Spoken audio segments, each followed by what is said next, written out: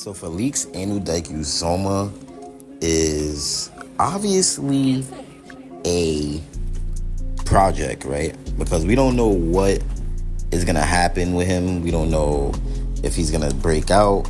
We don't know if he's gonna become what he was drafted at. It's a lot of question marks surrounding his name and just surrounding him in general. But what I think about Felix Anudike-Uzomah is that he's just being overlooked in a, D lineman room that's very big. I mean, you got edge rushers starting in front of him, such as Charles O. He's an edge rusher / DT. He could do both. And then you have guys like Mike Dana, George Karlaftis. I mean, it's hard for Felix Anudike to really, find his groove and really be able to become what we want him to become, because he got drafted in the first round. So obviously we expect a lot of good things out of him, because when you're a first round pick, I mean, you're supposed to do good things realistically.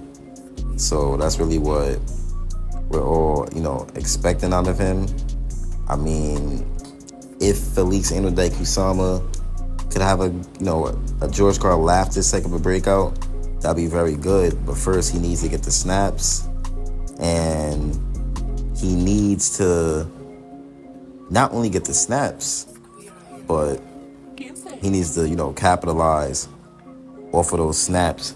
But I mean, he is a breakout player to watch out for. I mean, ahead of training camp, he's definitely gonna be somebody to watch out for. We're hunting for our third championship in a row, so he's gonna have to play a big part in that, just like how the entire defense did in 2023. But one good thing is that you can never have enough pass rushers, and with Anudike-Uzomah looking to get more chances to get after quarterbacks in 2024, if he does break out, I wouldn't be surprised. I mean, he's not a bad player. I was a critic about the pick because I wanted Joey Porter Jr. But when I looked into it, Anudike-Uzomah is not really a bad player. I mean, he played only 20% of KC's defensive regular season snaps and just 7 postseason snaps, with all of those 7 snaps coming in the Super Bowl after being inactive in the Chiefs' previous 3 playoff games. But after what was almost a redshirt rookie season for Anudike-Uzomah, it's reasoning on why people should believe that in year 2, with another offseason and a year of experience under his belt, he could have a second-year jump. I mean, not every edge rusher is good the first year. The thing about edge rushers is that they take a while to develop sometimes. So what George Karlaftis did is honestly special. What Aiden Hutchinson did is special, because these edge rushers definitely sometimes take a little minute to develop. And if y'all wondering why I'm showing George Karlaftis clips, that's because every time I try to use Felix Anudike-Uzomah's clips, it gets copyrighted. I gotta feed the family, So we're going to just go with George Karlaftis clips for this video.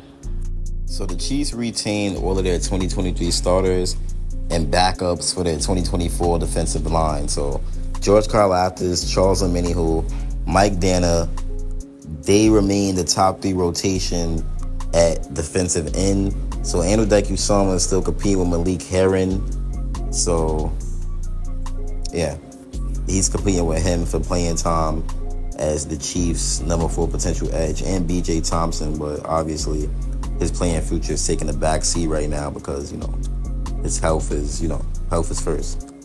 But Mike Dana re-signed with the Kansas City Chiefs after testing free agency.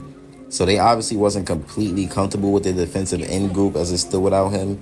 And this could obviously be for a variety of reasons. I mean, Omenihu was recovering from a torn ACL.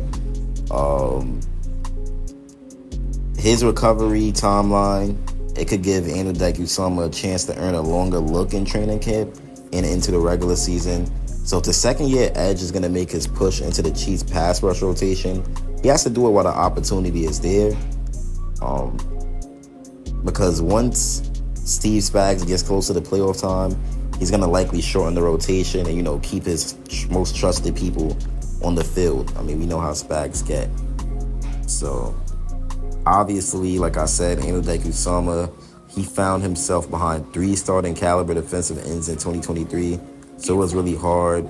I mean, he never forced his way onto the field. And behind that same trio, it's going to be no guarantee again this year. So he's got to show some great pass rushing traits. He's got to show how improved he is in St. Joseph if he wants to get that playing time early in the year. He's got to prove to Spags that he deserves it, because we know Spags is going to lean on his veterans.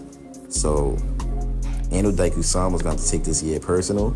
He's going to have to lock in. He's going to do everything he has to do to get on that field, because it's not going to be easy.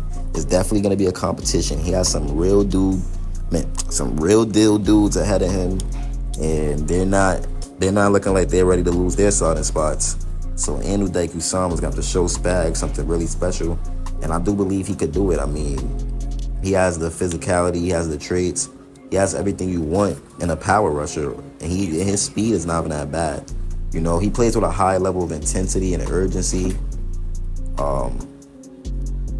He uses his length effectively as a bull rusher, and he's solid, man. He's very solid. He explodes into tackle pads with heavy hands.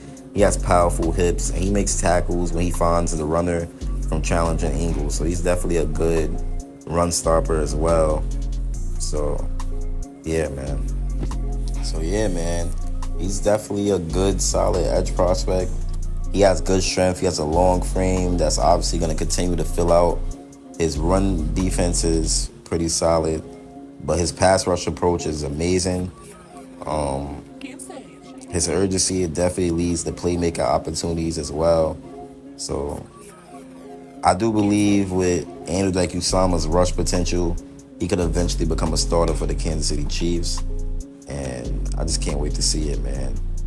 I mean, he's had big seasons. He's had an 11-sack season with 51 tackles, with 14.5 tackles for loss, and that was only in 12 starts. So Anodike Usama, he's done some amazing stuff in college, and he definitely has to go out there and show what he could do. Him being from Kansas City, him going to Kansas City, well, no, not Kansas City, him being from Kansas City, Missouri, and then going to Kansas State, he has to put on, bro. He has to show out for Kansas City. He has to be one of them guys for the Kansas City Chiefs. And he definitely has to perform well and, make his hometown proud. So Felice Anodike Usama's a stud. And he's definitely better than a lot of people think. Don't let that year fool you of him not really playing. He's going to surprise some people. It's been your boy Chiefs Priority, and I'm out, man. Peace.